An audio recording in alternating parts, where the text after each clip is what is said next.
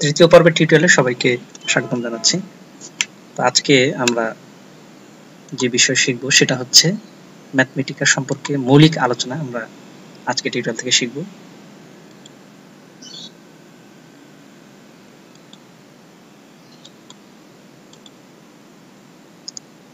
আগের ক্লাসগুলোতে আমরা দেখেছি কিভাবে ম্যাথমেটিকা ইনস্টল করতে হয়, কিভাবে রেজিস্ট্রেশন করতে হয়।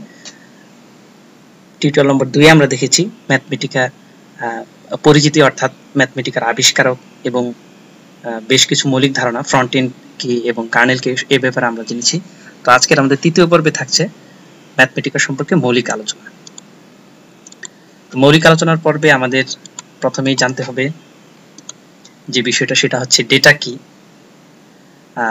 তারপরে ধ্রুবক কি, চলক কি, অপারেটর কি, অ্যাসাইনমেন্ট অপারেশন কি, এই মৌলিক ধারণাগুলো আমাদের প্রথমে জানতে হবে। তো আমরা প্রথমেই ডেটা দ্বারা শুরু করছি। প্রথমে আমরা ম্যাথমেটিকা ওপেন করে নিলাম।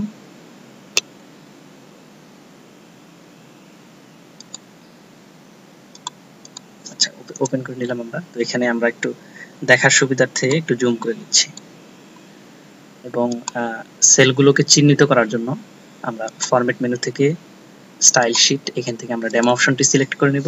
তো এই অপশনটি সিলেক্ট করার অর্থ হচ্ছে যে আমাদের ইনপুট এবং আউটপুট সেল। তো এখানে যদি আমরা ক্লিক করি, এটা হচ্ছে আমাদের প্রত্যেকটা সেল আমরা দেখতে পাচ্ছি। এখানে যদি আমরা কার্সর রেখে আবার এন্টার বোতাম ক্লিক করি, এখানে আমাদের আরেকটি সেল তৈরি হয়েছে। তো এখানে সেলগুলোকে ইনপুট এবং আউটপুট সেলগুলোকে আলাদাভাবে দেখানোর জন্য আমরা এই একটা স্টাইল শীট আমরা সিলেক্ট করে নিলাম সেখান থেকে। তো এখান থেকে আমরা ডেমো স্টাইল শীটটা সিলেক্ট করে নিয়েছি। তো এটার সুবিধাটা হচ্ছে যদি আমরা একটা ম্যাথমেটিক্যাল এক্সপ্রেশনকে এক্সিকিউট করি, আমরা যদি কিবোর্ডটা নিয়ে আসি সামনে, তো এখানে আমরা যদি ফলাফলটা দেখতে চাই, প্রথমে কার্সরকে আমরা আমাদের যে কার্সর সেটাকে আমরা ম্যাথমেটিক্যাল এক্সপ্রেশন যেখানে শেষ হয়েছে, তো এখানে আমরা রাখবো। রাখার পরে শিফট বোতাম চেপে এন্টার বোতাম চাপলাম। তো এখানে আমরা দেখতে পাচ্ছি যে এখানে নতুন আরেকটি সেল তৈরি হয়েছে। তো এই সেলটা হচ্ছে আউটপুট সেল, অর্থাৎ এখানে লেখা আছে আউট, তারপরে আমাদের তৃতীয় বন্ধনীর ভিতরে লেখা আছে 1, এখানে লেখা আছে ইন এবং তৃতীয় বন্ধনীর ভিতরে লেখা আছে 1। তাহলে এটা হচ্ছে আমাদের ইনপুট সেল। আমরা স্টাইল শীট সিলেক্ট করার উদ্দেশ্য হচ্ছে যাতে আমাদের ইনপুট এবং আউটপুট গুলো আলাদা আলাদাভাবে দেখানো যায়, একটু ভিজুয়ালাইজেশনের সৌন্দর্যের জন্য। ঠিক একইভাবে আমরা অন্য অপারেশন গুলো যদি করি, তাহলে এই সেলে এটা হচ্ছে আমাদের ইনপুট সেল। তো ইনপুট সেলটা যদি আমরা আরেকটা অপারেশন করি, দেখা যাবে যে এটাকে আমরা যদি আমরা আরেকটা অপারেশন করি শিফট এন্টার, তাহলে আমাদের ফলাফল আসছে। আরেকটা বিষয় বলে রাখা ভালো, সেটা হচ্ছে যদি আমরা দুটি সংখ্যার ভিতরে যদি স্পেস ব্যবহার করি, সেক্ষেত্রে সেটা গুণ হিসাবে বিবেচিত হবে। যেমন আমরা যদি 2*2 এটা এই ফলাফলটা যদি আমরা দেখি, তাহলে হচ্ছে 4। ঠিক একইভাবে যদি আমরা স্পেস ব্যবহার করি, গুণ চিহ্ন ব্যবহার না করে যদি স্পেস ব্যবহার করি, ঠিক একই ফলাফল পাওয়া সম্ভব। অর্থাৎ স্পেস দ্বারা এখানে আমাদের গুণ বোঝাচ্ছে। তো আমরা ডেটা সম্পর্কে কথা বলছিলাম। যদি আমরা ডেটা সম্পর্কে আসি, তো আমরা এখানে একটা বাক্য লিখেছি যেটা হচ্ছে I am Rakib, roll number হচ্ছে 100, হাইট 5.4 ইঞ্চি এবং আইডি হচ্ছে এ। তো এই তথ্যগুলো থেকে আমরা কি পাচ্ছি? তো এই তথ্যগুলো থেকে আমরা পাচ্ছি যে এখানে 100 এটা হচ্ছে একটি ডেটা, এরপর 5.4 এটা একটি ডেটা এবং এটা একটি ডেটা। তাহলে আমরা দেখতে পাচ্ছি যে তথ্য পরিমাপের যে ক্ষুদ্রতম যে ইউনিট, এটাকে আমরা ডেটা হিসেবে আখ্যায়িত করতে পারি। তো এখানে আমরা যখন প্রোগ্রামিং এ আমরা যখন ম্যাথমেটিকাতে কাজ করব, তখন আমাদের ডেটা সম্পর্কে একটু স্বচ্ছ ধারণা লাগবে। তো 100 এটাকে আমরা পূর্ণ সংখ্যা টাইপের ডেটা বলতে পারি, 5.4 এটাকে আমরা বলতে পারি ভগ্নাংশ টাইপের ডেটা। ভগ্নাংশ টাইপের ডেটাকে সাধারণত কম্পিউটারের ভাষায় ফ্লোটিং পয়েন্ট নাম্বার বলা হয় এবং এটাকে আমরা বলতে পারি ক্যারেক্টার টাইপের ডেটা। যদিও এখানে ক্যারেক্টার টাইপের ডেটা হওয়ার জন্য আমাদের শর্ত হচ্ছে একক একটি অক্ষর হতে হবে। অর্থাৎ এটি যদি একক একটি অক্ষর হয়, যেমন এটা একটি ক্যারেক্টার, যদি একের অধিক ক্যারেক্টার থাকে সেটাকে আমরা অক্ষর না বলে স্ট্রিং বলে থাকি সাধারণত। তাহলে ফাইনালাইজেশন হচ্ছে আমাদের তথ্য পরিমাপের ক্ষুদ্রতম একক হচ্ছে ডেটা, যেখানে আমাদের প্রাত্যহিক জীবনে আমরা যে সকল তথ্য নিয়ে কাজ করি, যেমন রোল নম্বর, উচ্চতা, আইডি, তারপরে রোল নম্বর, উচ্চতা, আইডি, এছাড়া আমাদের অন্যান্য যে প্রাত্যহিক প্রয়োজন আমরা যে ইনফরমেশন গুলো নিয়ে কাজ করি, সেগুলোকে আমরা ক্ষুদ্রতম যে ইউনিট যেগুলো আছে সেগুলোকে আমরা ডেটা বলতে পারি। তো ডেটা বিভিন্ন রকমের হতে পারে। এখানে আমরা আপাতত আমাদের পূর্ণ সংখ্যা টাইপের ডেটা, ফ্লোটিং পয়েন্ট বা ভগ্নাংশ টাইপের ডেটা এবং প্রতীক বা অক্ষর, এই 3 ধরনের ডেটা সম্পর্কে ধারণা রাখলেই চলবে। তো আমরা পরবর্তী অংশে চলে যাচ্ছি। পরবর্তীতে আমাদের ধ্রুবক সম্পর্কে, ধ্রুবক সম্পর্কে জানতে হবে। ধ্রুবক হচ্ছে স্থির মান, যে মানগুলি কখনো পরিবর্তন হয় না। আমরা যদি একটা এক্সাম্পল দিই, এক্সাম্পল হচ্ছে পাই। যদি আমরা পায়ের মানটা লক্ষ্য করি, যেমন পাই, এখানে আমরা লিখলাম হচ্ছে পাই, নিউমেরিক ফর্মে যদি আমরা দেখি তাহলে পায়ের মান হচ্ছে 3.14159। আচ্ছা, এই মানটা সকল ক্ষেত্রেই স্থির। আমরা যে কোনো গাণিতিক অপারেশন করতে চাই তাহলে আমাদের এই পায়ের মান থাকবে 3.14159, এবং যে কোনো ক্ষেত্রে আমরা যদি এই মান ব্যবহার করি সেক্ষেত্রে আমাদের এই মানটা কিন্তু সবসময় স্থির থাকছে। এক কথায় প্রোগ্রামিং এ বা কম্পিউটার প্রোগ্রামিং এর ক্ষেত্রে যাদের মান কখনো পরিবর্তন হয় না তাদেরকে আমরা ধ্রুবক বা কনস্ট্যান্ট বলতে পারি। কনস্ট্যান্টের আরো কিছু উদাহরণ হচ্ছে যেমন সংখ্যা 1, 2, 3, 4, 5, 6, এভাবে যে কোনো সংখ্যাকে আমরা ধ্রুবক হিসেবে বিবেচনা করতে পারি। অর্থাৎ এদের মান প্রোগ্রাম চলাকালীন সময়ে কখনোই পরিবর্তন হওয়া সম্ভব নয়, কারণ 2 এর বিকল্প বলতে কোনো সংখ্যা নেই। 2 এর বিকল্প শুধু 2, অর্থাৎ 2 এর পরিবর্তে অন্য কোনো কিছু লেখা আমাদের পক্ষে সম্ভব নয়। এই জন্য আমরা এই সংখ্যাগুলোকে বলছি কনস্ট্যান্ট বা ধ্রুব সংখ্যা। এরপর আমাদের জানতে হবে যে চলক জিনিসটা কি। আমরা ডেটা সম্পর্কে জানলাম, ধ্রুবক সম্পর্কে জানলাম, এরপর হচ্ছে চলক। তো চলক শব্দের ইংরেজি হচ্ছে ভ্যারিয়েবল। চলক, এখানে ভ্যারি শব্দের অর্থ থেকে বোঝা যাচ্ছে মান পরিবর্তনশীল। আমরা একটি এক্সাম্পল দেখতে চাই। আমরা একটা প্রতীক নিয়েছি যেটাকে আমরা এক্স বললাম। তো এক্স বলার পরে এখানে আমরা এখন শিফট এন্টার যদি আমরা চাপি, এখানে আমাদের দেখা যাচ্ছে যে এক্স এর ভেতরে আমরা 12 এই মানটা বসিয়েছি। পরবর্তী সময় আমরা যদি এক্স চাপি তাহলে কিন্তু এক্স এর পরিবর্তে 12 দেখাবে। যদি আমরা এক্স এর মান যদি এখন আমরা আবার 13 সেট করি তাহলে এখন এক্স এর মান দেখাচ্ছে 13। তাহলে এখানে দেখা যাচ্ছে যে 12 একটা ধ্রুবক মান বা স্থির মান, 13 একটা ধ্রুবক মান। যখন আমরা প্রথম অপারেশন আমরা কি করছি, যে এক্স এর ভিতরে 12 এই মানটা আমরা বসিয়েছি। তো বসানোর ফলে এক্স এর মান হয়ে গেছে 12। তো এক্স এর মান এইখানে 12 কিন্তু এখানে হচ্ছে 13। অর্থাৎ আমরা দেখতে পাচ্ছি যে একই চলক কিন্তু সিচুয়েশন ভেদে এটার মান পরিবর্তিত হচ্ছে। তাহলে যার মান পরিবর্তন হয় বা পরিবর্তনশীল এটাকে আমরা ভ্যারি বা ভ্যারিয়েবল আমরা বলতে পারি। তাহলে এখানে এক্স হচ্ছে একটি ভ্যারিয়েবল, আর এখানে যে সংখ্যাটা আমরা ব্যবহার করেছি সেটা হচ্ছে 13, এখানে হচ্ছে 12। এর মান পরিবর্তন হয় না, অর্থাৎ সবসময় স্থির অবস্থায় থাকে। তো সেক্ষেত্রে আমরা 12কে বলতে পারি ধ্রুবক। সহজ কথায় আমাদের যে সকল প্রতীক এর মান আমরা গাণিতিক সমীকরণে যে সকল প্রতীক বা চিহ্ন ব্যবহার করি যাদের মান পরিবর্তন হয় তাদেরকে আমরা চলক হিসেবে বলতে পারি। যেমন এক্স, তারপরে ওয়াই, তারপরে হচ্ছে জেড। যে কোনো আমরা অন্য যে কোনো অক্ষর আমরা ধরতে পারি, এ ধরতে পারি, বি ধরতে পারি, বা যে কোনো একটা নাম আমরা ধরতে পারি, আমরা চলক হিসেবে অভিহিত করছি। তাহলে আমরা কি শিখলাম? প্রথমে আমরা শিখলাম ডেটা কি, কনস্ট্যান্ট বা ধ্রুবক কি, চলক কি। এখন আমাদের শিখতে হবে অ্যাসাইনমেন্ট অপারেশন সম্পর্কে আমাদের জানতে হবে। তো আমাদের এখন থাকতে যে অ্যাসাইনমেন্ট অপারেশন কি, অ্যাসাইনমেন্ট অপারেশন এবং এটি কিভাবে কাজ করে সে সম্পর্কে আমাদের জানতে হবে। তো একটা জিনিস আমাদের সতর্কতার সাথে খেয়াল রাখতে হবে, সেটা হচ্ছে প্রোগ্রামিং এর ক্ষেত্রে বা প্রোগ্রামিং ল্যাঙ্গুয়েজ এর ক্ষেত্রে আমাদের যে বিষয়টা গুরুত্বপূর্ণ সেটা হচ্ছে এটা হচ্ছে অ্যাসাইনমেন্ট অপারেটর আর এটা হচ্ছে সমান অপারেটর। অর্থাৎ আমরা যদি দুইটি সমান একত্রে লিখি সেক্ষেত্রে এটা হবে ইকুয়াল অপারেটর, এবং প্রথমে আমরা যে একটা সমান যদি ব্যবহার করি সেক্ষেত্রে এটা হবে এক্ষেত্রে অ্যাসাইনমেন্ট অপারেশন। অ্যাসাইনমেন্ট অপারেশনের কাজ হচ্ছে ডান দিকের ভ্যালুকে বাম দিকে অ্যাসাইন করা। সবসময় আমাদের খেয়াল রাখতে হবে যখন আমরা অ্যাসাইনমেন্ট অপারেশন নিয়ে কাজ করব সেক্ষেত্রে আমাদের ভ্যারিয়েবল থাকবে ডানে। তো অ্যাসাইনমেন্ট অপারেশনের গঠনটা হচ্ছে ভ্যারিয়েবল ইজ ইকুয়াল টু হচ্ছে কনস্ট্যান্ট ভ্যালু, কনস্ট্যান্ট ভ্যালু, এভাবে আমাদের সবসময় লিখতে হবে। তো আমরা যদি একটা এক্সাম্পল দেখি, তো আমরা এখানে এম নামে একটা আমরা চলক নিলাম। এম এর মান আমরা কত সেটা যদি আমরা দেখি, তো এই সেলটুকে আমরা ডিলিট করে দিচ্ছি।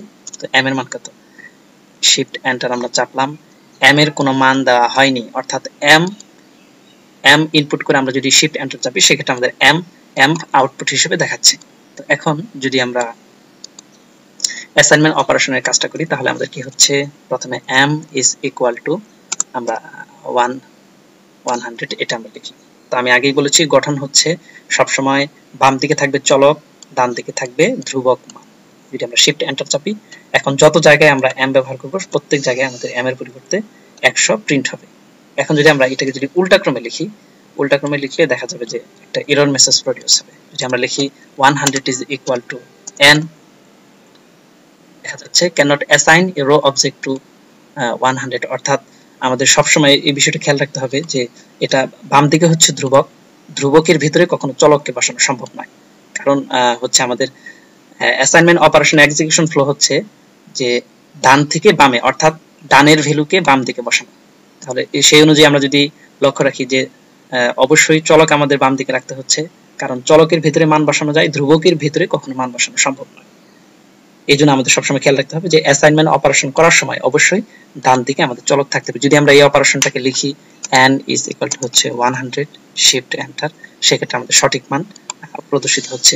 ইতিপূর্বে আমরা m এর মান সেট করেছি হচ্ছে 100, n এর মান সেট করেছি আমরা 100। এখন দুটি আমাদের হাতে দুটি চলক যাদেরকে মান দেওয়া হয়েছে, একটি হচ্ছে n আর একটি হচ্ছে m। এখন আমরা যদি চাই এই দুটির ভিতরে যে কোনো ধরনের অপারেশন করতে পারি, যদি n প্লাস m আমরা লিখি শিফট এন্টার চাপি, সেক্ষেত্রে ফলাফল প্রদর্শিত হচ্ছে 200। যদি n স্টার m লিখি, যেখানে স্টার দ্বারা বোঝাচ্ছে গুণন, ফলাফল হবে 1000। যেখানে m এর মান হচ্ছে আমাদের 100 এবং n এর মান m এর মান 100 এবং n এর মান হচ্ছে 100, উভয় ক্ষেত্রে আমরা 100 সেট করে নিয়েছি।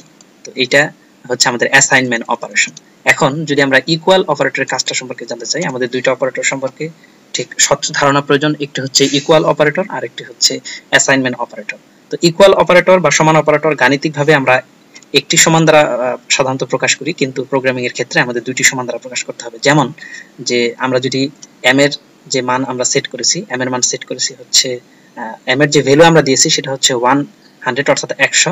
তো এইটা আমরা যদি তুলনা করি দেখা যাবে আমরা ডাবল ইকুয়াল দিলাম, এটা দ্বারা 100 সমান কিনা। যদি উভয় এক্সপ্রেশন সত্য হয়, অর্থাৎ আমাদের m এর মান ধরা হয়েছে 100 এবং ডান দিকেও আমরা মান ধরেছি 100, এবং এই অপারেটর অর্থাৎ ইকুয়াল অপারেটরের কাজ হচ্ছে ডান দিকের যে অপারেন্ট আছে সেটা বাম দিকের অপারেন্টের সমান কিনা সেটা টেস্ট করবে। যদি টেস্ট করবে, তো এখানে তাহলে আমরা যদি শিফট এন্টার চাপি দেখা যাবে ট্রু ফলাফল আসছে, অর্থাৎ m এর যে মান আমাদের দেওয়া হয়েছে, আগে m এর মান দেওয়া হয়েছে 100 বা 100, এই 100 সাথে ডান দিকের যে ভ্যালুটা আছে সেটা তুলনা করা হয়েছে। তাহলে মূল পার্থক্য ডিফারেন্সটা হচ্ছে যদি আমরা অ্যাসাইনমেন্ট অপারেশন করি সেক্ষেত্রে ডান দিকের ভ্যালু বাম দিকের চলকে অ্যাসাইন করা হচ্ছে, আর যদি আমরা ইকুয়াল অপারেটর ব্যবহার করি ডান দিকের ভ্যালুর সাথে বাম দিকের ভ্যালুটাকে তুলনা করা হচ্ছে। এখানে উল্লেখ্য যে m এর মান আমরা আগেই ধরে নিয়েছি, সেটা হচ্ছে m is equal to হচ্ছে 100, এটা আমরা আগেই ধরে নিয়েছি। এই যদি আমরা আরেকটু আগে দেখি তাহলে যে m এর মান আমরা 100 আগে সেট করে নিয়েছি। তো এখানে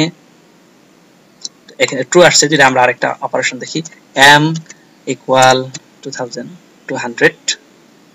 200 যদি আমরা শিফট এন্টার চাপি তাহলে ফলস আসছে, অর্থাৎ m এর মান আমরা ধরেছি 100 আর এখানে আমরা তুলনা করছি 200 এর সাথে যে 100 সমান কিনা, এটা সমান নয়, এইজন্য আমাদের ফলস ফলাফল আসছে। কিন্তু যদি আমরা একটা সমান ব্যবহার করি সেক্ষেত্রে আমাদের অ্যাসাইনমেন্ট অপারেশন হয়ে যাচ্ছে। অ্যাসাইনমেন্ট অপারেশনের ক্ষেত্রে ঠিক আগের নিয়ম প্রযোজ্য।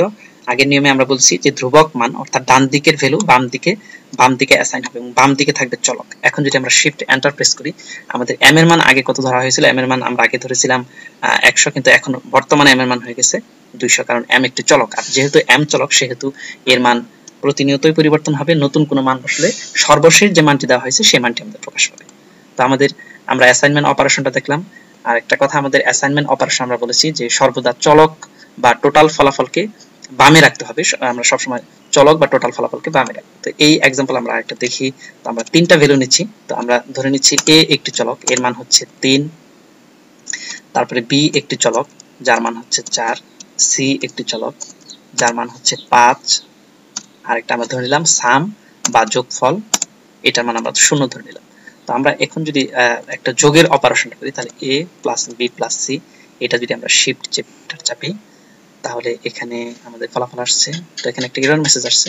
তো sum is similar to the existing symbol sum. তো আমাদের এই সাম আমরা চলকটা ব্যবহার করব না। কেন ব্যবহার করব না সেটা আমরা পরবর্তীতে আলোচনা করব, আপাতত আমরা ইউজ করছি না। তো শিফট এন্টার আমরা চাপার ফলে আমাদের যে এখানে a + b + c এই ফলাফলটা আসছে হচ্ছে আমাদের 11, এই টোটাল রেজাল্ট আসছে। তো আমরা বলছি যে আমাদের ডান দিকে থাকতে হবে চলক, ডান দিকে চলক অথবা টোটাল। যদি আমরা স্লাইড শোটা দেখি তাহলে এখানে আমরা লিখেছি যে অ্যাসাইনমেন্ট অপারেশনে সর্বদা চলক বা টোটাল ফল থাকবে বামে এবং ধ্রুবক মান থাকবে ডানে, নয়তো ভুল বার্তা দেখাবে। এখানে আমরা তাহলে ঠিক নিয়ম অনুযায়ী আমাদের যদি আমরা যোগফলটা রাখতে চাই এস এর ভিতরে, তাহলে এস কে আমরা টোটাল ধরে নিলাম এ প্লাস বি প্লাস সি, শেষ হলে আমরা সেমিকোলন ব্যবহার করব, শিফট চেপে এন্টার চাপলাম। এখন আমাদের সেলটা এক্সিকিউট হয়েছে। এখন যদি আমরা এস এর মান দেখি, এস লিখে যদি শিফট এন্টার চাপি, তাহলে আমরা দেখা যাবে যে এস এর মান হচ্ছে 11, অর্থাৎ এই ডানের যে ভ্যালু, ডানের যে মানটি আছে সেটি যোগ করে বাম দিকের যে চলক বা টোটাল এখানে অ্যাসাইন করা হয়েছে। এখানে উল্লেখ্য যে এস এ বি সি প্রত্যেকেই হচ্ছে চলক, কিন্তু আমাদের সবসময় খেয়াল রাখতে হবে অ্যাসাইনমেন্ট অপারেটর বা সমান চিহ্নের বামে সবসময় থাকবে চলক, একটি একক চলক থাকবে, যেটি একক চলক থাকবে, এবং ডান দিকে আমাদের একটা এক্সপ্রেশন থাকতে পারে, অথবা ডান দিকে যে কোনো ধ্রুবক মান থাকতে পারে।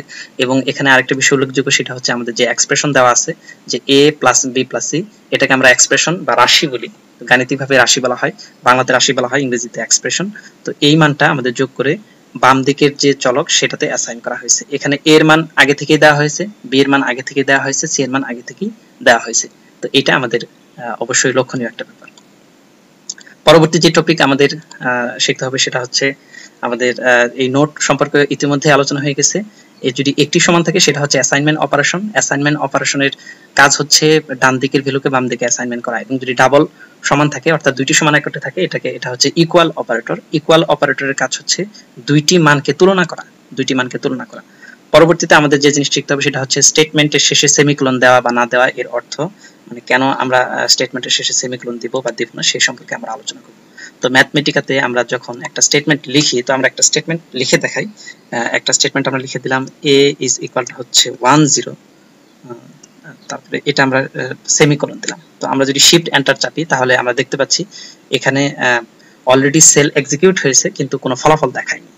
এখানে আমাদের ইন লেখা আসছে 36, মানে থার্ড ব্র্যাকেটের ভিতরে 36 লেখা এসেছে, অর্থাৎ আমাদের এখানে ইনপুট নম্বর হচ্ছে 36। তো এখানে আমরা কি করলাম? তো আমরা প্রথমে অ্যাসাইনমেন্ট অপারেশন করেছি। আমরা জানি অ্যাসাইনমেন্ট অপারেশনে সবসময় আমাদের ডান দিকে থাকছে চলক, ডান দিকে থাকছে ধ্রুবক, যেমন 10 একটি ধ্রুবক মান, তারপরে থাকবে অ্যাসাইনমেন্ট অপারেটর এবং বামে থাকবে চলক। এখন আমরা যদি একটা স্টেটমেন্টের শেষে যদি সেমিকোলন ব্যবহার করি তাহলে এই যে অ্যাসাইনমেন্ট অপারেশনের কাজটি হবে কিন্তু কোনো ফলাফল দেখাবে না। অর্থাৎ আমরা যদি চাই যে এ একটি চলক, এই চলকের মান আমরা সেট করব হচ্ছে 10, কিন্তু 10 প্রিন্ট হবে না, সেক্ষেত্রে আমরা সেমিকোলন ব্যবহার করব। আর যদি আমরা সেমিকোলন ব্যবহার না করি তাহলে আমাদের একই সাথে দুইটা অপারেশন হবে। প্রথম অপারেশনটা হচ্ছে এ একটি চলক, এই চলকের ভিতরে মানে 10 এই মানটা অ্যাসাইন হবে এবং প্রিন্ট হবে। আমরা আরেকটা एग्जांपल দেখি, শিফট এন্টার চাপলাম। তো শিফট এন্টার চাপার পরে দেখা যাচ্ছে যে এই ইনপুটের বিপরীতে আউটপুট আসতেছে, অর্থাৎ একই সাথে দুইটা অপারেশন হচ্ছে। যদি আমরা সেমিকোলন ব্যবহার না করি, যেমন আমরা আরেকটা মান ধরে নিলাম ডি ইজ ইকুয়াল টু হচ্ছে 120 আমরা ধরে নিলাম, যদি আমরা সেমিকোলন ব্যবহার করি তাহলে একটি অপারেশন হবে। একটি অপারেশন হচ্ছে শুধুমাত্র অ্যাসাইনমেন্ট অপারেশন হবে, অর্থাৎ ডি এর মান ইতিমধ্যেই আমাদের 120 সেট হয়েছে, কিন্তু সেটি প্রিন্ট হবে না কারণ আমরা সেমিকোলন চিহ্ন ব্যবহার করেছি। যদি আমরা সেমিকোলন চিহ্ন ব্যবহার না করি তাহলে একই সাথে দুইটি অপারেশন হবে। এক নম্বর হচ্ছে অ্যাসাইনমেন্ট অপারেশন, আর একটা হবে আউটপুট সাথে সাথেই দেখাবে। তো এখন আমরা যদি যেহেতু সেমিকোলন ব্যবহার করেছি সেহেতু আমাদের এখানে যে ফলাফল সেটি প্রিন্ট হয়নি। যদি আমরা দেখি ডি এর মান ইতিমধ্যে 120 সেট হয়েছে কিন্তু সেটা ফলাফল আকারে দেখাবে না। তাহলে আমরা ফাইনালি কি পাচ্ছি? ফাইনালি পাচ্ছি যদি আমরা একটা স্টেটমেন্টের শেষে সেমিকোলন ব্যবহার করি তাহলে আমাদের শুধু অ্যাসাইনমেন্ট অপারেশনটা হবে কিন্তু কোনো ফলাফল দেখাবে না। অর্থাৎ আমরা যদি চাই যে কাজটা শুধু হয়ে যাবে কিন্তু কোনো ফলাফল দেখাবে না, সেক্ষেত্রে আমরা সেমিকোলন ব্যবহার করব। আর যদি সেমিকোলন ব্যবহার না করি সেক্ষেত্রে আমাদের দুইটি কাজ করতে হবে। এক নম্বর হচ্ছে যে কাজটি আমরা করছি বা যে অপারেশনটি আমরা করছি অপারেশনও সফল হবে, পাশাপাশি তার ফলাফল দেখাবে। তো এটা হচ্ছে আমাদের অপারেশন সেমিকোলন দেওয়ার অর্থ এবং না অর্থ। তো আমরা যদি আরো কিছু एग्जांपल করি, তো এইখানে আমরা দেখলাম 100, শিফট এন্টার চাপলাম।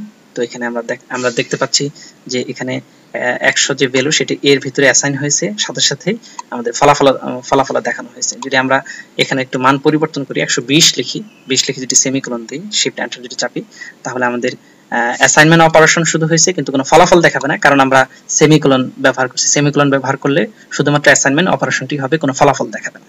কিন্তু এর মান অবশ্যই ইতিমধ্যে 120 সেট হয়েছে। আমরা যদি শিফট এন্টার চাপিয়ে লিখে তাহলে দেখতে পাবো যে 120 সেট হয়েছে। তাহলে চূড়ান্ত আমরা কি বলছি যে সেমিকোলন অপারেটর আমরা যদি ব্যবহার করি সেক্ষেত্রে শুধুমাত্র এক্সিকিউশন হবে কিন্তু কোনো আউটপুট দেখাবে না। আর যদি সেমিকোলন অপারেটর ব্যবহার না করি সেক্ষেত্রে আমাদের এক্সিকিউশনও হবে এবং সাথে সাথেই ফলাফল দেখাবে। এটা হচ্ছে আমাদের সেমিকোলন ব্যবহার করার উদ্দেশ্য। আর এখানে আমরা দেখতে পাচ্ছি যে আমরা যে গাণিতিক কাজ করার জন্য যে এখানে আমরা একটা যে চিহ্ন ব্যবহার করেছি, এখানে একটা চিহ্ন ব্যবহার করেছি, এই চিহ্নগুলোকে আমরা বলতেছি অপারেটর। এই চিহ্নগুলোর নাম হচ্ছে অপারেটর, কারণ এগুলো স্পেসিফিক অর্থাৎ নির্দিষ্ট কিছু কিছু কাজ করে, প্রত্যেকের কাজ নির্দিষ্ট করা আছে। তো এই প্রতীকগুলোকে আমরা আপাতত অপারেটর হিসেবে বলবো। তো আমাদের তাহলে স্টেটমেন্টের শেষে আমরা কেন সেমিকোলন দিব এবং সেমিকোলন দেওয়া না দেওয়ার অর্থটা কি সেটা আমরা জেনেছি। তো এখানে আমাদের রাশি বা এক্সপ্রেশন সম্পর্কে জানতে হবে। তো আমরা যদি আবার ম্যাথমেটিকাতে ফিরে যাই, তো আমরা প্রথমে রাশি, তো রাশি সম্পর্কে আমরা প্রথমে জানবো। তো এখানে আমরা যদি আসি, আমরা একটা, তো আগের সেলগুলো আমরা ক্লিন করে দিচ্ছি।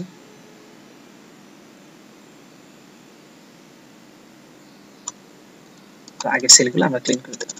তো এখন আমাদের যে আলোচ্য বিষয় সেটা হচ্ছে রাশি।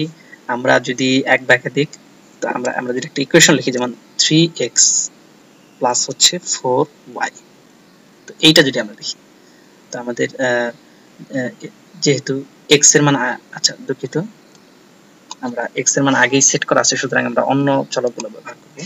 তো clear operator, clear x y z a b c, clear ফাংশনের কাজ হচ্ছে, আমরা একটা বলে রাখি যে ক্লিয়ার ফাংশনের কাজ হচ্ছে x y z abc সহ আমরা মানে যতগুলো চলক আগে আমরা ব্যবহার করেছি, অর্থাৎ এগুলোর কিন্তু আমরা একটা মান সেট করেছিলাম, যেমন a এর একটা মান দিয়েছিলাম, b এর একটা মান দিয়েছিলাম, c এর একটা মান দিয়েছিলাম। তো যতক্ষণ পর্যন্ত ম্যাথমেটিকা চালু থাকবে ততক্ষণ পর্যন্ত মানগুলি এর মান সেই আগের মানই থেকে যাবে, b এর মান আগের মানই থেকে যাবে। তো এটাকে আমরা যদি ক্লিন করতে চাই তাহলে আমাদের ক্লিন ফাংশনটি ব্যবহার করতে হবে। তো আমরা যদি এখানে চাপি, দেখা যাবে এর মান 120 আমাদের সেট করা ছিল, আগে থেকে সেট করা ছিল। তো এর মান আমরা ক্লিন করে দিচ্ছি, কারণ আমাদের এখানে আগের মানগুলি লাগছে না, ক্লিন করে দিলাম। এখন যদি আমরা a লিখি তাহলে সেক্ষেত্রে a is equal to a প্রকাশ পাবে, অর্থাৎ আমাদের এর মানটি ক্লিন হয়েছে। তো এই ক্লিন ফাংশন সম্পর্কে আমরা একটু পরে জানবো। তো আমরা যেটা আলোচনা করছিলাম সেটা হচ্ছে রাশি বা এক্সপ্রেশন। যদি আমরা দেখি, যেমন 3x প্লাস হচ্ছে 4y, এখন আমরা যদি কিবোর্ড সবার দেখার সুবিধার্থে আমি একটি অন স্ক্রিন কিবোর্ড ব্যবহার করছি। তো আমাদের লেখা যখন শেষ হবে, লেখা শেষ হলে আমরা এখানে মাউস পয়েন্টার কার্সর রাখবো, রেখে শিফট চেপে এন্টার বাটন চাপবো। তো আমাদের এখানে দেখা যাচ্ছে 3x প্লাস y। আমরা জানি যদি এখানে হচ্ছে 3 হচ্ছে সহগ, x হচ্ছে চলক, তারপরে প্লাস হচ্ছে একটু অপারেটর, 4 হচ্ছে সহগ, y হচ্ছে চলক। তো এখানে এক বা একাধিক চলক এবং সহগ এখানে আমাদের রয়েছে। তো এটাকে আমরা একটা পদ বলতে পারি, তাহলে আমাদের এটা হচ্ছে দুইটি পদ আমাদের প্লাস চিহ্নের সাহায্যে যুক্ত। তো এই দুটি পদ প্লাস চিহ্নের সাহায্যে যুক্ত এবং এখানে কোনো সমান চিহ্ন নেই, তাহলে এটাকে আমরা বলতে পারি রাশি বা এক্সপ্রেশন। তো গাণিতিকভাবে যে রাশির সংখ্যাটা সেই একই সংজ্ঞায় আমরা এখানে ব্যবহার করব।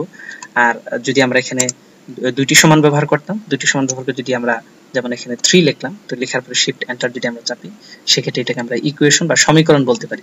আমাদের রাশি এবং সমীকরণের ভিতরে পার্থক্য হচ্ছে যে সমীকরণের ভিতরে একটা সমান চিহ্ন থাকবে, কিন্তু রাশির ক্ষেত্রে এরকম কোনো সমান চিহ্ন থাকবে না। অর্থাৎ গাণিতিক যে ডেফিনেশনটা আছে রাশি এবং সমীকরণের, সেটাই আমরা এখানে ব্যবহার করেছি। তো আমাদের এখন যে কাজটা আমরা শিখবো সেটা হচ্ছে প্রথমে রাশির একটা নাম প্রদান করব আমরা।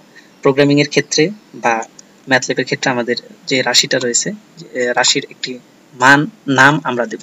তো আমরা কে একটা নাম দিলাম। তো আমরা জানি যে বাম দিকে সবসময় থাকবে হচ্ছে চলক, কে একটি চলক। আমরা এখানে সমান চিহ্ন ব্যবহার করলাম। তো এখানে আমরা লিখছি 3x স্কয়ার প্লাস হচ্ছে y, 3x স্কয়ার প্লাস হচ্ছে এটা হচ্ছে 4x প্লাস হচ্ছে 4। শিফট এন্টার যদি চাপি, আমরা দেখা যাচ্ছে যে এখানে আমরা কে লিখেছি। তো এখানে একটা রাশি লিখেছি, যে রাশিটার ভিতরে তিনটা পদ রয়েছে। প্রথম পদ হচ্ছে 3x স্কয়ার, দ্বিতীয় পদ হচ্ছে 4x এবং তৃতীয় পদ হচ্ছে 4। তো এই রাশিটাকে আমরা একটা নাম দিয়েছি। তো এটাকে নাম দিয়েছি কিভাবে? একটা অ্যাসাইনমেন্ট অপারেশনের মাধ্যমে নাম দিয়েছি। অর্থাৎ আমরা পূর্বে যে অ্যাসাইনমেন্ট অপারেশনের কাজটা দেখেছি সেটা ছিল যে আমাদের ডান দিকের ভ্যালুকে বাম দিকের চলকে অ্যাসাইন করা। এখন যেহেতু আমরা ডান দিকে লিখেছি 3x square plus 4x plus 4, তাহলে এই মানটা আমাদের কে এই চলকের ভিতরে অলরেডি অ্যাসাইন হয়ে গেছে। তো আমরা যত জায়গায় আমরা কে লিখবো তত জায়গায় আমাদের কি হবে, ইকে লিখবো তত জায়গায় আমাদের এই সমীকরণটাই প্রকাশ পাবে। তাহলে এখন আমরা শিখলাম কিভাবে একটি এক্সপ্রেশন বা রাশিকে একটা নাম দেওয়া যায়। তো এখানে আমরা যত জায়গায় ইকে লিখবো তত জায়গায় আমাদের কি হবে, যে ওই যে ইকুয়েশনটা আমরা লিখেছি সেটা প্রকাশ পাবে, অর্থাৎ ওই ইকুয়েশনটার আমরা একটা নাম সেট করলাম। তো এখন এই ইকুয়েশনটার আমরা একটা নাম দিয়েছি। আমরা দেখতে পাচ্ছি যে আমাদের যে যে রাশিটা আছে আমাদের, এই রাশির ভিতরে চলক আছে একটি, সেই চলকটি হচ্ছে এক্স। এখন আমরা যদি একটু সুন্দরভাবে লিখি তাহলে আমরা এখানে লিখতে পারি ইকে, তারপরে তৃতীয় বন্ধনীর ভিতরে আমরা এক্স লিখতে পারি। তৃতীয় বন্ধনীর ভিতরে আমরা লিখতে পারি ইকে ইজ ইকুয়াল টু এক্স। এইভাবে আমরা লিখতে পারি। তো আমরা কিভাবে একটি রাশির আমরা নাম প্রদান করব সেটা আমরা শিখলাম। যে কোনো একটি রাশি লিখে সেটাকে আমরা একটা নাম প্রদান করতে পারি। এরপরে আমরা চলে যাব ফাংশন কি। একটা ফাংশন কি, তো ফাংশনের অনেক ডেফিনেশন রয়েছে। তো আমি কোনো ম্যাথমেটিক্যাল ডেফিনেশন দিচ্ছি না, আপাতত আমরা কোনো ম্যাথমেটিক্যাল ডেফিনেশন দিচ্ছি না। তো এখানে আমরা ম্যাথমেটিক্যাল শেখার সুবিধার্থে ম্যাথমেটিক্যাল থেকে ফাংশন যেভাবে ডিফাইন করা হয় সেভাবে আমরা ডিফাইন করব। প্রথমে আমরা আমাদের যে একটা রাশি আমরা বলছিলাম, তো আগে আমরা যে রাশিটা লিখেছি, তো এই রাশিটাকে আরেকটু সুন্দরভাবে আমরা লিখব। তো আমরা এখানে দিলাম হচ্ছে, আগে এটাকে আমরা দিলাম হচ্ছে ek1 is equal to ek1। আমরা তৃতীয় বন্ধনীর ভিতরে লিখছি x, তারপর দিব আমরা সমান চিহ্ন দিব, সমান চিহ্ন দিলাম, দেওয়ার পর আমরা লিখছি 3x স্কয়ার প্লাস হচ্ছে 4x প্লাস হচ্ছে 4, শিফট এন্টার। তো আগের সাথে এটার পার্থক্য কি, আগে আমরা যে রাশিটা নিয়েছিলাম, আগে আমরা একটা রাশি নিয়েছিলাম সেটা হচ্ছে 4 + 4x + 3x স্কয়ার, এটার একটা নাম দিয়েছি ইকে। কিন্তু এই রাশির ভিতরে এই রাশির ভিতরে একটি চলক আছে, চলক হচ্ছে x, সেটাকে আমরা উল্লেখ করি না। তো আমরা পরবর্তীতে যখন একটা রাশিকে যখন নাম দিয়েছি, যেমন ek1 দ্বিতীয় একটা রাশি, তো এই রাশিটার ক্ষেত্রে আমরা কি করেছি, তো এখানে আমাদের রাশির ভিতরে যে চলক আছে, অর্থাৎ যে চলক নিয়ে এই রাশিটা কাজ করছে, সেই চলকটা আমরা তৃতীয় বন্ধনীর ভিতরে লিখেছি। এখন এই ইকে কে আমরা ম্যাথমেটিক্যাল ভাষায় ফাংশন হিসেবে আমরা বলতে পারি। যেমন ইকে, এখানে আমাদের চলক হচ্ছে x, এটা যদি আমরা লিখি, যত জায়গায় আমরা ek1 x লিখবো তত জায়গায় আমরা দেখব যে এই ফলাফলটা আসছে। তো প্রথমত হচ্ছে ek1, এটা হচ্ছে আমাদের, এটাকে আমরা একটা ফাংশনের নাম ধরে নিলাম। তো তৃতীয় বন্ধনীর ভিতরে কি থাকছে সেটা হচ্ছে চলক। এখন আমরা যদি চাই আর একটা ছোট একটা ফাংশন আমরা যদি ডিফাইন করি, যে ek, এটা নাম দিলাম হচ্ছে 2, যেটা আমাদের যে রাশিটা থাকবে, রাশিটার নাম থাকবে হচ্ছে, আমরা দিলাম রাশিটার নাম থাকবে x স্কয়ার। তো x স্কয়ার এখানে থাকছে হচ্ছে x স্কয়ার। আমরা দ্বিতীয় যে রাশিটা, একটা রাশি আমরা ধরে নিছি x স্কয়ার হচ্ছে আমাদের প্রদত্ত রাশি, এই রাশিটার আমরা একটা নাম দিয়েছি ek2। যেহেতু এই রাশির ভিতরে একটি চলক x, সেহেতু আমরা এখানে ek2 এর ভিতরে আমরা তৃতীয় বন্ধনীর ভিতরে লিখেছি x। এখন এই ek2 কে আমরা ফাংশন হিসেবে সংজ্ঞায়িত করতে পারি। তাহলে ফাংশনের চেনার উপায়টা কি হচ্ছে, আমাদের যে কোনো ফাংশন থাকছে, যে কোনো ফাংশন আমরা যখন দেখবো ম্যাথমেটিকাতে, সেটা একটা নাম থাকবে। তো এখানে তৃতীয় বন্ধনী থাকবে, তৃতীয় বন্ধনী থাকলে সেটাকে আমরা ফাংশন হিসেবে ডিফাইন করব, এবং তৃতীয় বন্ধনীর ভিতরে থাকবে ইনপুট বা ডোমেইন বা আর্গুমেন্ট। আমরা দেখতে পাচ্ছি যে এখানে যে আমাদের রাশিটা আছে সেটা হচ্ছে ek2, এই নামে যে আমরা একটা ফাংশন, অর্থাৎ আমাদের মৌলিক যে কাজটা করেছি সেটা হচ্ছে একটা আমরা পদ, যেমন x স্কয়ার একটি টার্ম বা পদ বা একটি রাশি, এই রাশিটাকে আমরা একটা নাম দিয়েছি, নামটা হচ্ছে ek2। তো এই নাম দেওয়ার সাথে সাথে আমরা তৃতীয় বন্ধনীর ভিতরে রাশিটি কি চলক নিয়ে কাজ করছে সেটা আমরা লিখে দিয়েছি তৃতীয় বন্ধনীর ভিতরে। সেক্ষেত্রে আমরা ek2 কেই ম্যাথমেটিকাতে ফাংশন হিসেবে ডিফাইন করব। আপাতত গাণিতিক কোনো সংজ্ঞা আমি দিচ্ছি না, ম্যাথমেটিকাতে মনে রাখার জন্য আমরা এভাবেই আমরা মোটামুটি মনে রাখবো। তো এখন আমরা দেখতে চাই যে ek2 একটা ফাংশনের ভিতরে আমরা মান বসিয়ে একটা লব্য ফলাফল পেতে পারি। তো ek2 এর ভিতরে যে ফাংশন ডেফিনিশন হচ্ছে সেটা হচ্ছে ek2 ইজ ইকুয়াল টু হচ্ছে x স্কয়ার। তার মানে আমরা যদি স্বাধীন চলক x এর মান যদি 2 বসাই, তাহলে 2 স্কয়ার এখানে 4 ফলাফল দেবে। তো এখানে যদি আমরা আসি, তো এখানে আমাদের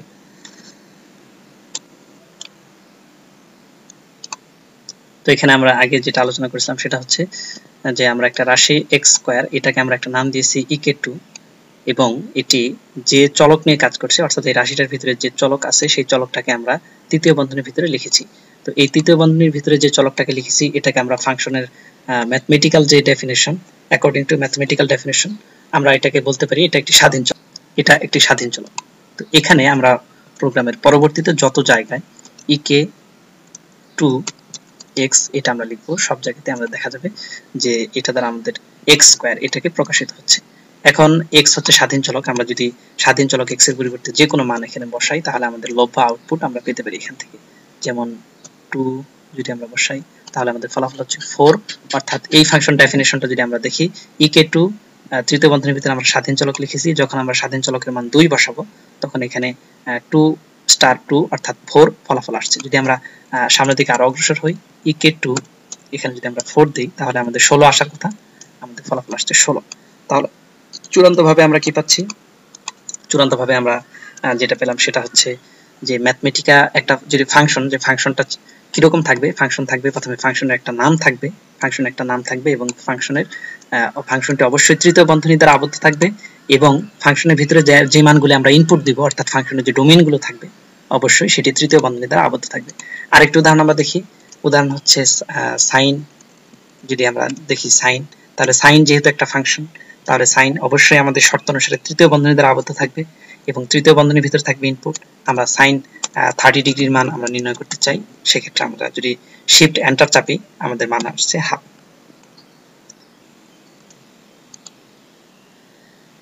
ফাংশন লেখার ক্ষেত্রে তো আমাদের রাশিকে আমরা এটা জানলাম, রাশির নাম কিভাবে দিতে হয়, যে কোনো একটা রাশির নাম কিভাবে দিতে হয়, অ্যাসাইনমেন্ট অপারেটর ব্যবহার করে কিভাবে আমরা একটা নাম দিতে পারি সেটা আমরা শিখলাম। স্বাধীন চলক প্রথম বন্ধনীর ভিতরে থাকবে একটা ফাংশনের ভিতরে, সেটা আমরা দেখেছি। নামকরণ করা রাশিকে আপাতত আমরা ফাংশন হিসেবে মনে রাখি, এটা আমাদের ম্যাথমেটিকাতে এইভাবে আমরা মনে রাখবো। তো গাণিতিক কোনো ডেফিনিশন আমি দিচ্ছি না, তো একটা রাশিকে আমরা একটা নাম দেই, তো নাম দেওয়ার পর তৃতীয় বন্ধনীর ভিতরে ওই রাশির ভিতরে কি কি চলক আছে সেগুলো আমরা লিখে দেই। লিখে দিলে যে আমাদের যে অংশটুকু পাচ্ছি সেটাকে আমরা আপাতত ফাংশন হিসেবে মনে রাখছি। তো ফাংশন লেখার ক্ষেত্রে আমাদের একটা সতর্কতা অবলম্বন করতে হবে, সেটা হচ্ছে প্রত্যেক শব্দের প্রথম অক্ষর বড় হাতের এবং চলক তৃতীয় বন্ধনীর ভিতরে থাকবে, চলক থাকবে তৃতীয় বন্ধনীর ভিতরে। তো এটা আমরা एग्जांपल হিসেবে দেখি।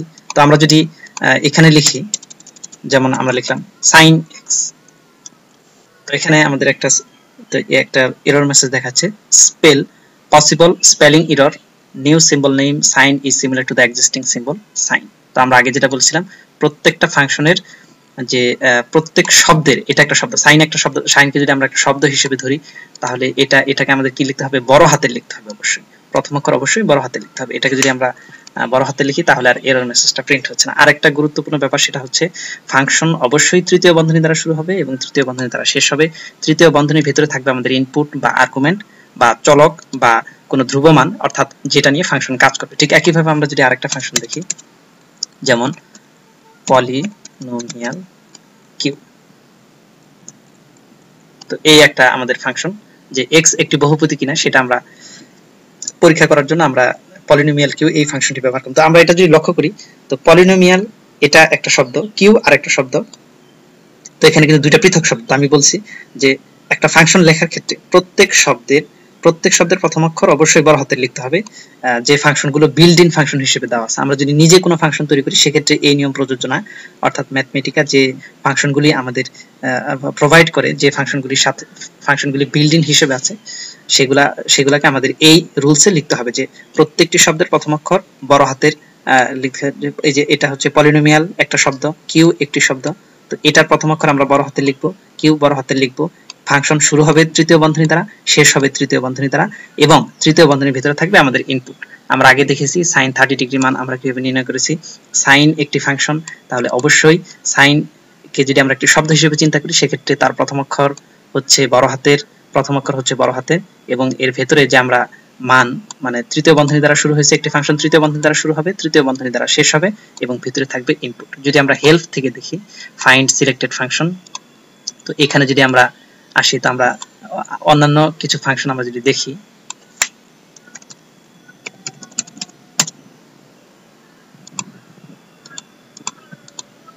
যদি বিল্ড ইন ফাংশন লিস্ট আমরা দেখি তাহলে দেখব যে ইকুয়েশন সলভিং যদি আসি সেক্ষেত্রে আমরা দেখছি যে লজিক্যাল এক্সপ্যান্ড যেমন একটা ফাংশন, তাহলে লজিক্যাল এরপর হচ্ছে এক্সপ্যান্ড, দুইটি শব্দ এখানে।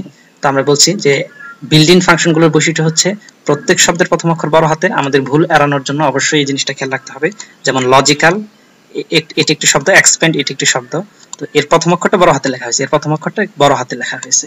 এবং যেহেতু লজিক্যাল এক্সপ্যান্ড একটি ফাংশন, এটি তৃতীয় বন্ধনী দ্বারা শুরু হবে এবং তৃতীয় বন্ধনী দ্বারা শেষ হবে। যদি আমরা একটা এক্সাম্পল দেখি, তো এক্সাম্পল আমরা দেখতে পাচ্ছি যে লজিক্যাল এক্সপ্যান্ড এই ফাংশনটি তৃতীয় বন্ধনী দ্বারা শুরু হয়েছে, তৃতীয় বন্ধনী দ্বারা শেষ হয়েছে।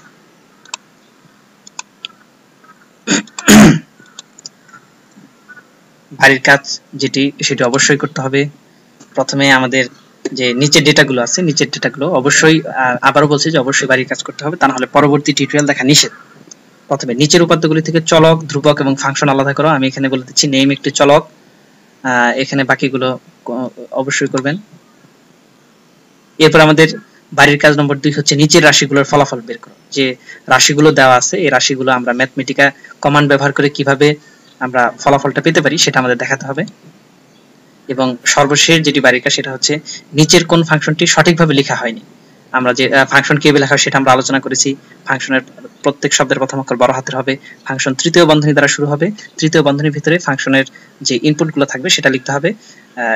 এই যে রুলসগুলি, তো রুলসগুলি কারা সঠিকভাবে মানে সে তার একটা চার্ট আমরা এখানে দিয়েছি। এখান থেকে বলতে হবে যে নিচের কোন ফাংশনগুলি সঠিকভাবে লেখা হয়নি, ফাংশনগুলি ম্যাথমেটিকাতে এক্সিকিউট করতে হবে এবং প্রদত্ত যে এরর মেসেজগুলি মানে দিয়েছে, তো কেন দিয়েছে সেগুলা আমাদের অ্যানালাইসিস করা শিখতে হবে। তো আমরা এখানে স্যাম্পল হিসেবে 3টা ফাংশন দিয়ে দিয়েছি, অবশ্যই বাড়ির কাজ হিসেবে করবেন। সাইন 30 ডিগ্রি, tan 30 ডিগ্রি, তারপর হচ্ছে cos 20 ডিগ্রি, এই মানগুলো আমাদের বের করতে হবে। ঠিক আমি এভাবে যেভাবে লিখেছি সেভাবেই লিখবেন। লেখার পরে শিফট এন্টার চাপবেন এবং যে এরর মেসেজটা দেয় সেটা কেন দিচ্ছে সেটা খুঁজে বের করে সেটা সংশোধন করার চেষ্টা করবেন। আশা করি আগের যে টিউটোরিয়ালগুলো ছিল সে টিউটোরিয়াল সবাই আপনারা বুঝতে পেরেছেন। এখন আমাদের যে আরেকটি কাজ সেটা হচ্ছে চলক এবং ধ্রুবকের পার্থক্য লিখে স্যারের কাছে। তো আজকের মতন এই পর্যন্তই। ধন্যবাদ সবাইকে।